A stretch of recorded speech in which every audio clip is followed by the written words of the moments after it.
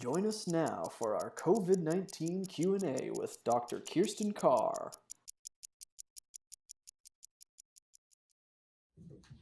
Hi everybody, I'm Grace, this is Dr. Carr. Hi. We're here with our 60 minutes episode. We won't talk for probably 60 minutes, but we just wanted to go over some questions and answers that we feel like could be beneficial to you guys. And so I'm going to let Dr. Carr kind of start us off and talk about our theme. So a lot of people are asking the question, when is this all going to be over? When are we going to be done with this? And it's a fair question. We've been in some sort of isolation protocols for over a month now, and it seems like that's a long time. But the bottom line of this whole thing is that this is a marathon. So right now we're kind of in that phase of we run our first mile and we're feeling kind of like, okay, we got that, we did that, and now it's time to be done. We look down at our watch and we're like, oh my gosh, it's only been a mile. So I think it helps to kind of know and to kind of reframe that this is going to be going on for probably a year or 18 months in some form, and to just kind of expect that and to plan for it. And then that way, you know, if surprisingly it turns out to be less than that, we've kind of already set our mindset on like, okay, well this is how long we have to have made preparations for, and we're already kind of ready. So it'll be a happy surprise if it's less than that. Yeah, awesome. That's what inspired this whole conversation between us and wanting to share that mindset with you guys, because I feel like it's uplifting and gives us all a little bit of emotional hope to shift our thoughts. So I think one of the things that also spurred this was we had some questions on one of the threads about an antibody test. Can you tell us a little bit about the antibody test and your thoughts on that and what that might look like? So there are several antibody tests out and available right now. One of the most important things is to kind of understand what an antibody test is and how it's different from what the testing is that they're doing right now. So there are several different ways to test for the presence of a disease, and I'm not going to get into the technical details of all the different types, but the way that they're testing right now is for the actual presence of enough of the virus antibodies so that your body's responded to the thing being in your system, and they're using mostly a test that's a nasopharyngeal swab, so it goes into your nose all the way back to the edge of your the back of your throat.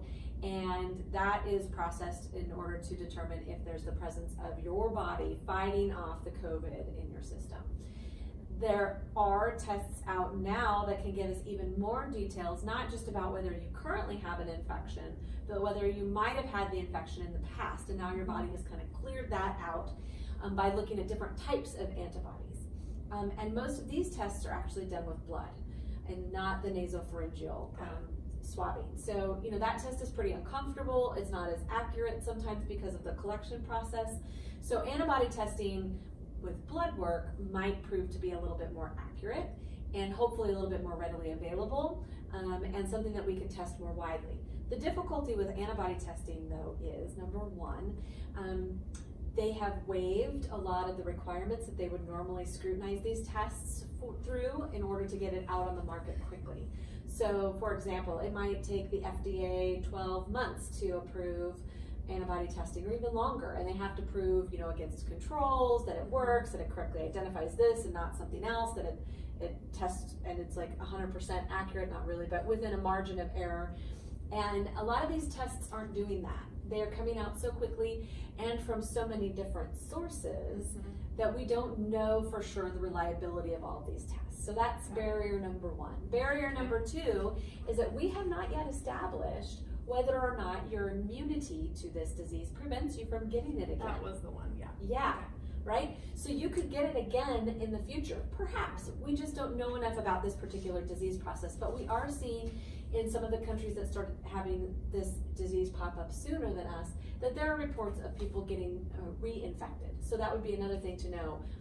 We know that other viruses that are similar to this, so COVID-19 is a description of a type of coronavirus. There are thousands of types of coronaviruses, and we get them every year, and we experience most of them as colds. And we can get those colds every year. So we don't know for sure if the immunity to this is going to be long lasting or if it's going to be really short. Like, does it protect us for months if we've had it, or does it protect us for years if we've had it? So that will be important information to know. And then the other thing that we will need to know is, do we have enough to basically test enough of the population to make a difference, and regularly? Because, you know, let's say we tested all of Brighton Hospice right now. I imagine some of us will be positive. Maybe we got sick and we kind of knew it. Maybe we were tested. Maybe we didn't know it and we're just asymptomatic. But we don't know if we're negative, then how often are we going to have to test? And what's the right frequency for screening? And does it mean that you're okay to go back to work if you're negative or positive? So there's still a lot of variables that are out there. And so although it definitely will be an important part of moving forward in this process towards getting off of some of the restrictions that we are under as a society, as an immediate kind of thing, unfortunately, it doesn't really provide us with enough information to be useful right now. Got it. Yeah. That makes sense. Thanks. So a lot of people are asking about a vaccine. What's your thoughts on potential vaccine? Well, so when I wake up in the morning, my email inbox has about 25 emails from various sources. It's true. Updating me with, from every medical society, every conference I've ever attended, every magazine that's ever been published, and some things that are just like total spam about COVID. So, you know, there's definitely a lot of word out there about vaccines. We saw pictures on social media about one of the vaccines. It's a trial in Seattle almost a month ago now. I mean, that was really early. We've seen things, I know my family's talked about vaccines that we're seeing coming out of other countries like Israel. You see big, billionaires like Bill Gates who are devoting their time and efforts towards retooling factories to try to deal with this. So there's definitely a lot of word out there about vaccines. But from the medical standpoint, vaccines take years to approve, to test, to make sure that they're safe and effective for people. So all the vaccines that we use now are a result of years and years and years and sometimes decades of study. And in order to kind of fast track some of these things, we're going to have to cut corners. Well, where do you want to cut a corner? Do you want to cut a corner in how effective the vaccine is so that you get it and it's still not protective? Do you want to cut a corner in how safe it is? Because that doesn't sound good. People are already somewhat leery about vaccines. So we want to kind of balance the two, the need to have a vaccine quickly and the need to be safe and effective. So I think reasonably speaking, it takes 3 to 6 months for each phase of the trial to be formed. So they start by looking at things in petri dishes, and then they test it in animals, and then they test it in humans. And the longer they test it in humans, the more information we get about the safety and the efficacy. So a very short timeline would be 12 months. Okay. So I think, we're still looking, even with these ones that are kind of proving effective in the cell and the petri dish, we're still looking at probably another good 12 months before we can really say that they're safe and effective for humans to have. Got it. Thanks. Okay. I think you kind of already touched on this and talked about this when you explained that COVID-19 is a strain of coronavirus that we've seen before. But one of the questions I just wanted to address is, could this happen again? Sure. And a lot of people are already seeing second waves.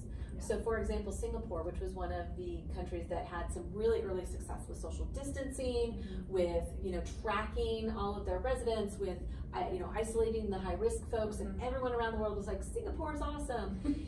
They're now on lockdown because they started sending their kids back to school. And actually, I don't think they ever pulled their kids out of school. I think they did a lot of other things, but I'm not sure they ever pulled their kids out of school. But they are now basically where we are because they started seeing this wave. And if you listen to some of the folks that are talking about this now, they're already preparing for the second wave, right? So across the United States, we're seeing some dropping off, some leveling off, some flattening of the curve, right? It's very optimistic. We all want to be like, yes.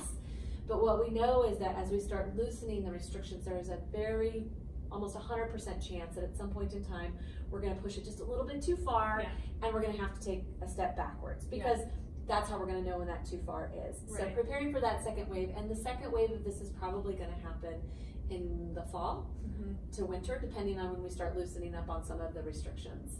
Okay. I think that's why it's so important that we get in the marathon mindset now. Right. Right. So